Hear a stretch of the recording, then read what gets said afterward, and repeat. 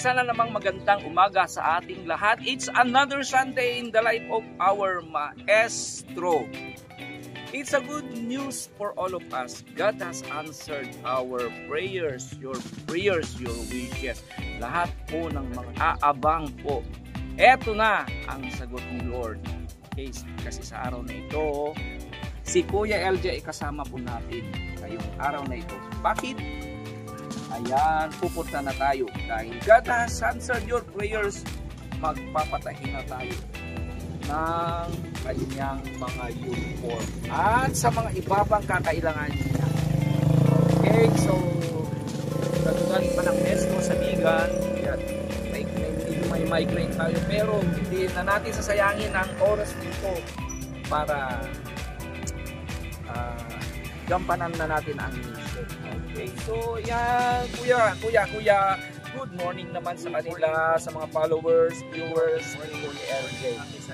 Happy Sunday to all of you, and of course ang kasama po natin sa araw nito ang ating mabait na anak is na si Kuya Vince. Okay, so bago yan, hintay muna tayo ng ride natin. Dito pa rin tayo sa probinsya ng Abra.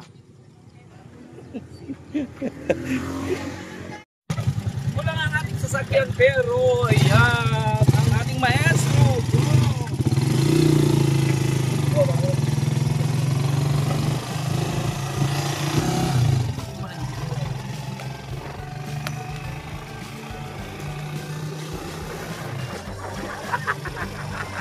Hello, shout out po sa inyong lahat, mga followers and viewers. Ayan ang ating maestro. Walang pinipili pag nag-division ng ating maestro. Go, go, go! Have a nice Sunday to all of you!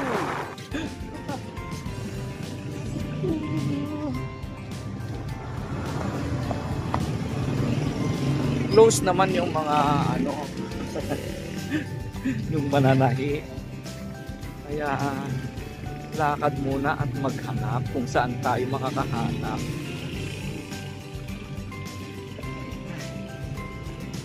Mainit pero bongga. Ay, merong open. Wow. Ay, wow. Beans. Hello. Good morning.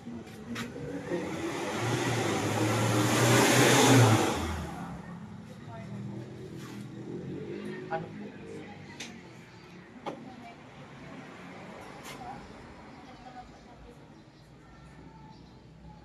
Bakit?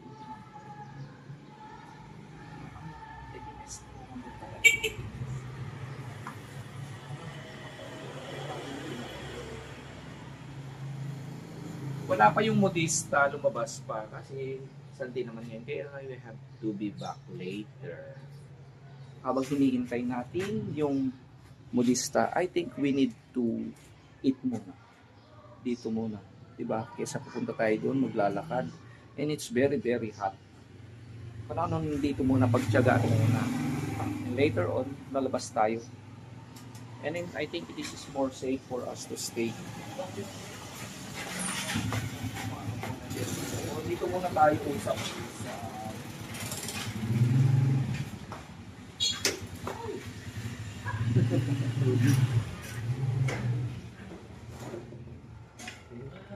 Habang hinihintay natin, saka malamig dito.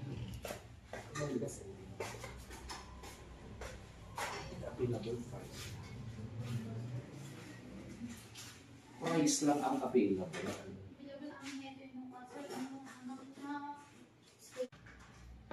So nandito tayo ngayon mga kababayan sa Sugar Cafe dito sa Bangen Abra.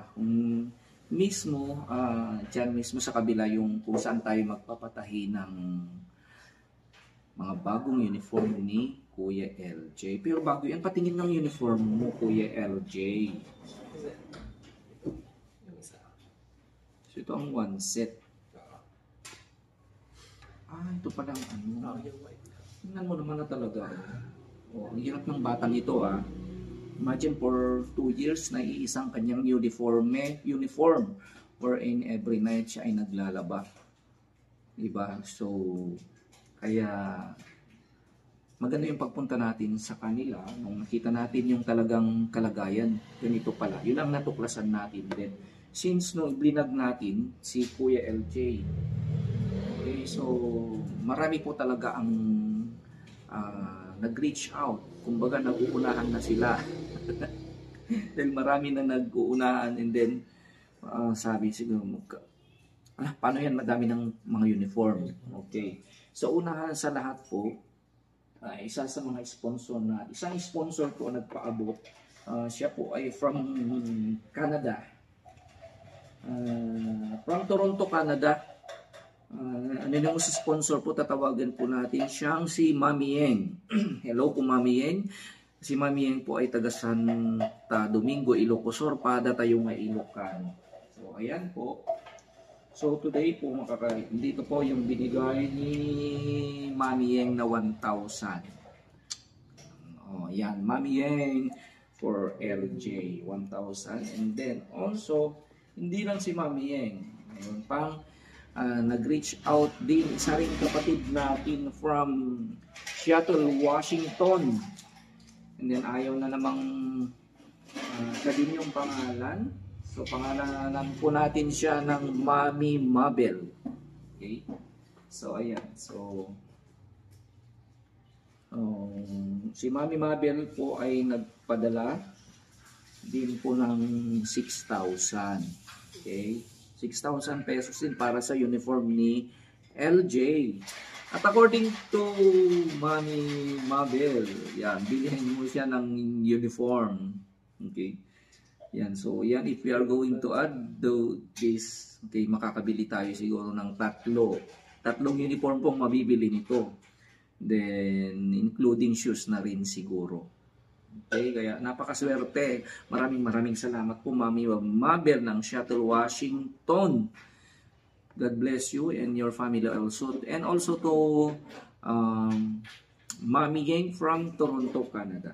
Okay, take two. So dito 1, 2, 3, 1, 2, 3, 4, 5, 6,000 pesos kay. Okay. So yan po ang ngayon. Kaya hintay na lang natin yung modista. And then maraming uniform ang makakuha nito. Okay? So hindi lang hindi lang isa, kundi tatlo na. Pwede nang araw-arawin. Araw-araw bang pag-uniform ninyo? Opo. Kasi yung duty po namin is from Thursday to Saturday, tatlong araw kayo mag-uniform. So, yan, tatlong bagong uniform. Sold na po tayo.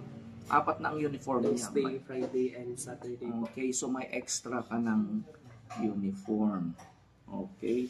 So, and then also may mga nag-pledge pa rin na bibigay pa rin ng uniform. Okay? So, siguro kung ano pang kailangan ni Kuya LJ, yun na lang kukunin natin. Anyway, pinagpaalam ko naman si sponsor po na may mga nagbigay na po ng uniform, and then though I wish na talagang gusto niyo magbigay, pero sobra-sobra na po yung uniform. Pero sinabi naman ng sponsor, kung ano pa yung kailangan niyang iba, yun ang kukunin ni Kuya LJ. And then bahala ka na po, sir. So, yun po. Okay, so ano masasabi mo kay Mami Yeng at Mami Mabel? Kay Mami Yeng po at kay Mami Mabel, thank you po sa pagbigay po ng pang-uniform ko. Ang kailangan ko lang po noon is may isa lang po na pangpalit, pero ngayon naging 3. Pwede nang araw-arawin, na para hindi na maluma yung isa kong uniform.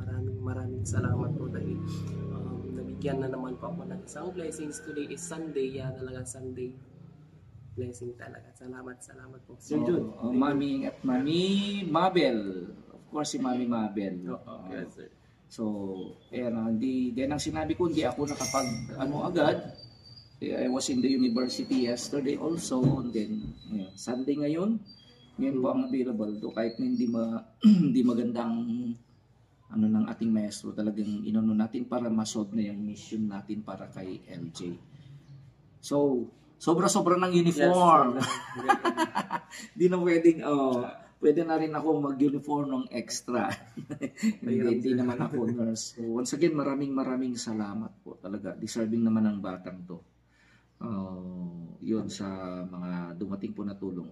Talaga, ang daming may nagpasabi na rin na magbibigay rin sila ng uniform, pero we will still get those things, and then kung ano pa yung mga kakailangan ni Kuya LJ ay yun, matutugunan na rin. Kasi last na may nagbigay ng pang tuition fee niya for this next, and then mayroon din nagbigay ng allowance. Saka yung mga susunod pang darating po ay para sa mga iba't ibang pangailangan. If in case na iipunin na lang po natin. Siguro mag-open ka ng account mo, anak. May yung student account. Try po natin dito sa may PNB. Sa PNB. Okay. While waiting, yan. Enjoy muna tayo ang ating pag-ano. Sa bagay, imagine mo talaga napakahirap ng isang mag-aaral na iisang iyong uniform. Diba? Talaga naawa din ako. Kasi I was once like that when I was a student. Na isang aking uniform. Saka napakaswerte mo talaga na God really answered agad-agad on the spot. And daming mga talagang guardian angels, may mga daming mababait na OFW, talagang may busilat na puso para sa tumulong sa ating mga kababayan. Kaya napakaswerte po ng ating channel, dumaliit pang ating channel. Dami-dami pong tumutulong, lalong-lalo na sa pag-aaral ng ating mga tinutulungan mga bata, mga anak. So wala na tayong problema sa uniform. So na ako rin mismo, I'm so happy and then naiiyak ako dahil it's an answered prayer na talaga. Mabait ng mga tao, kabait ng mga kababayan natin Pilipinas, no OFW, pagkapanood pa lang ng video mo, agad-agad nag-respond sila. So talagang I myself, in my channel, maraming salamat po sa inyong lahat ng mga nagpapahatid ng tulong po para kay LJ. I know na lahat ng mga pera nyo na pinapamigay ninyo o kaya mga tulong na pinapahatid ninyo ay hindi nasasayang, because talaga ang batang to is doing well. Hindi lang well kasi is the top student. Matalino siya, mabait siya. Despite sa lahat ng mga problema, mga napakalaking challenge na nangyari sa buhay niya, kinakaya niya. Then yan, nasolve na natin. Yan, hintay na lang natin. Pero, kasi sa nursing, nakikita ko na hindi lang naman uniform siguro ang kailangan. May ka ba? Hindi, siguro kasi hindi ko pa nakita kasi lahat masyado. Baka mayroon ka pang talagang kailangan na talagang, huwag ka nang mahiya. Mag-pray lang tayo and God will answer everything. Believe me. Baka mayroon ka pang kailangan na talaga na... Actually po, meron. Yung sana sa libro po. Sa libro. Kasi sir, during po lang sa mga namin sa mga nursing ananda po. Usually mamahal po kasi yung hirap sa mga classmate ko. Pero ako yung nakuhuli na makagawa dahil pagkatapos nila, hihirap po. Hindi ako na lang yung mag-rush na naman ako nagagawa. Kaya ang hirap po nun sir. Oo. Kasi hindi naman lahat may provide ng internet, diba? Kasi magastos din pag internet. Kasi pag internet sir, marami po kasi unreliable source para siya konektado doon. Mas mabuti na book reference kasi by the book ginawa talaga ng professional author. At saka alam ko rin kasi may yung pamangkin ko, isa sa pinagkakagastuhan niya yung mga libro. Malang mga libro lalo na pag makapal. So mahirap, mahal talaga yun sir. Yung mga original print, yung mga binibili lang nila is parang copy lang. Copy lang. Pero mahal din yun sir. Makapal. apat o lalo na pag ilan. Ilan, halimbawa, ilan naman ang magkano kailangan mo? Halimbawa lang, halimbawa.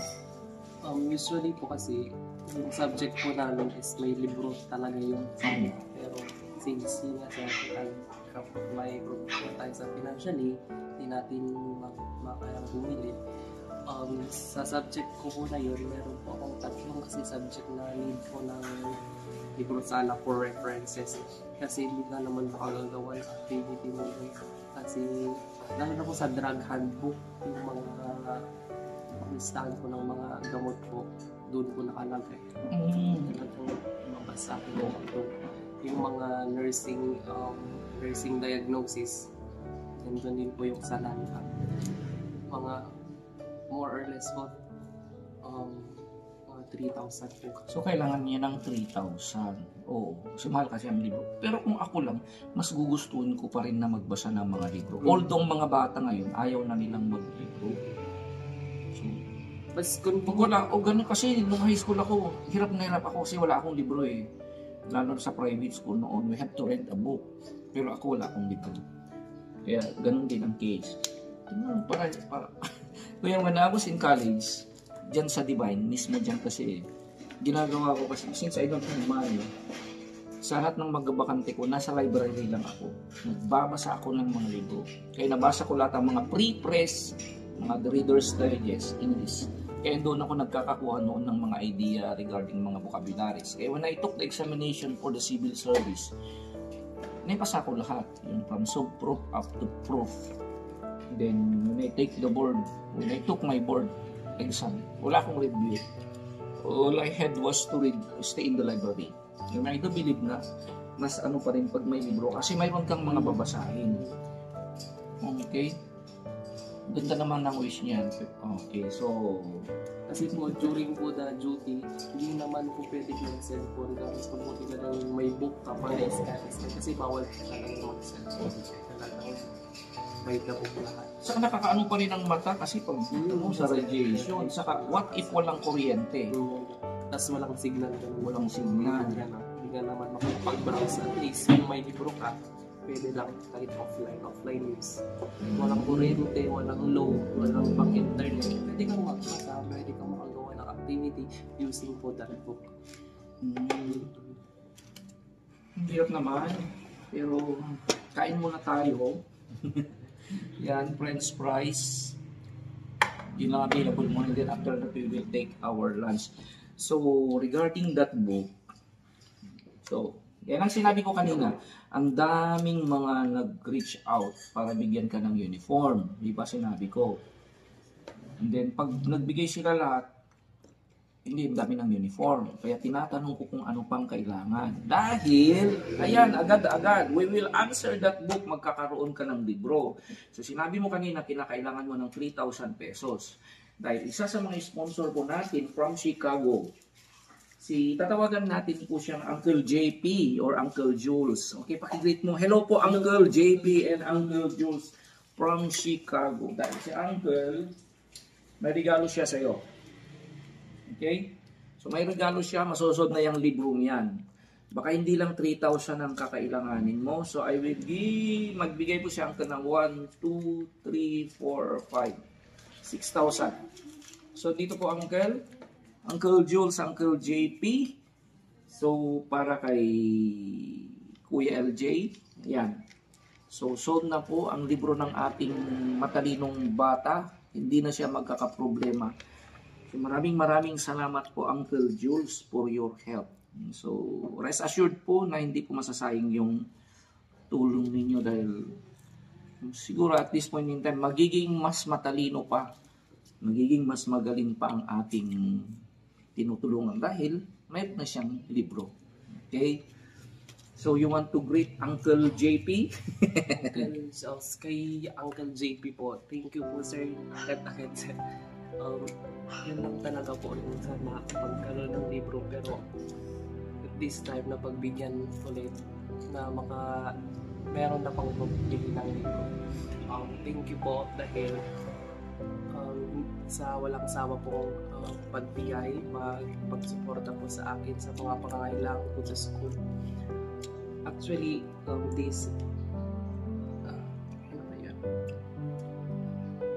Thank you po dahil Sa unang pagkakataon, nakita kong napaluha si Kuya LJ dahil sa sobrang kasiyahan sa mga biyayang kanyang natanggap.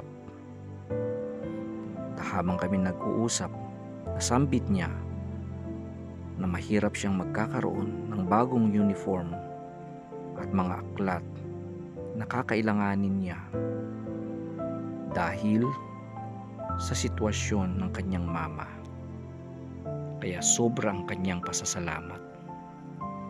first year pa lang po ako, wala po talaga ako libro. Hindi, nanghihiram lang talaga. Ang hirap po kayong manghiram mo sa mga classmate ko. Hindi, yun na.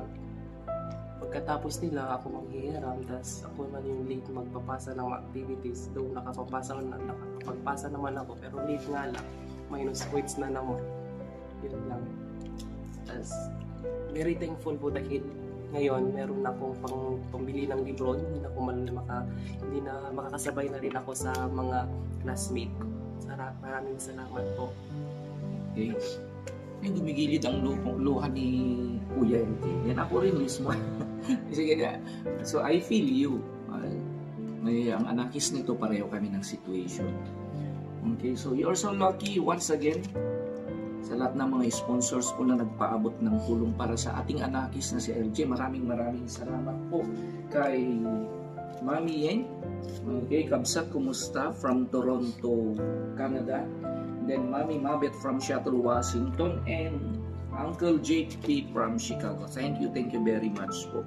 Sana po ay mas lalo pa kayong pagpalain ng ating Panginoon na magkaroon pa kayong ng mas magandang buhay, mas maganda pang okay pang kalusugan, mas masaya, peace of mind. And of course, including your family and friends. Okay, sana po ay mag-prosper pa ang mga trabaho niyo at buhay niyo po. Maraming salamat po for trusting our small channel, ang Maestro John TV channel. So maraming salamat po sa lahat pa pong ng mga may gininto ang puso na gustong magpaabot po ng kahit anumang tulong na financial, material man o kaya moral or spiritual para sa ating anakis na si LJ. Huwag po kayong mahiya. Huwag po kayong mahiya. So, thank you very much po. Okay? Wala hanggang pasasalamat. Okay? So, let's celebrate. Habang wala pa yung Buddhista, let's eat the masarap na friends. Ang daming serving dito sa Sugar Cafe po, dito sa harapan ng Divine. Dito sa Bangged Abra. Kaya pag naligaw kayo dito sa Bangged, yung Sugar Cafe, ang daming serving nila, oh. Mura.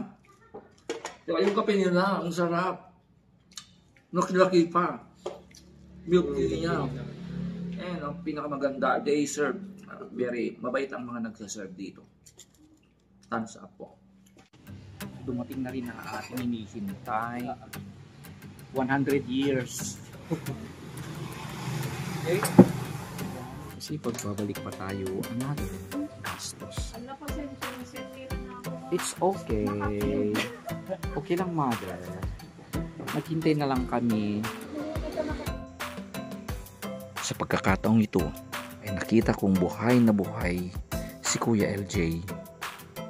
Nakita ko sa kanyang mga mata ang sobrang niyang kasiyahan dahil nakakasabay na siya sa kanyang mga kaklase.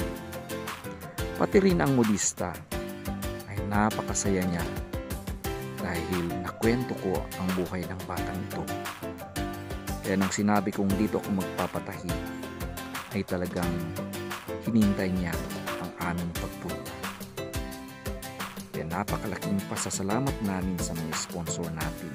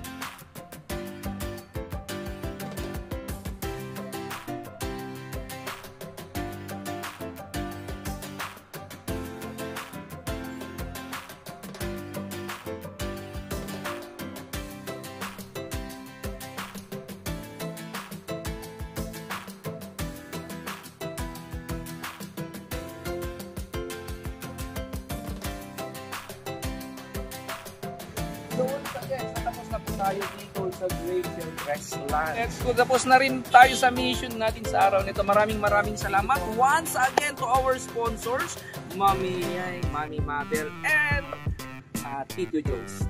Okay, thank you very much. As we always say, ang maestro sa probinsya ng Aba nagsasabi, please share your blessings, share your kindness, share your compassion and love sa lahat ng mga nangangailangan kababayan natin tulad ni Kuya. Dito pa rin ang ating maestro nagsasabing, I love you today, tomorrow, and forever. Okay, so let's go! Ay! So tayo na. So, yun pa rin.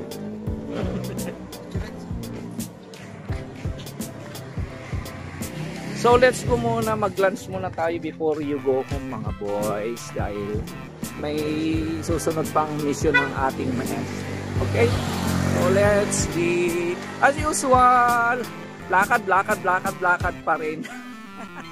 And thank you very much po Lord. So mission accomplished.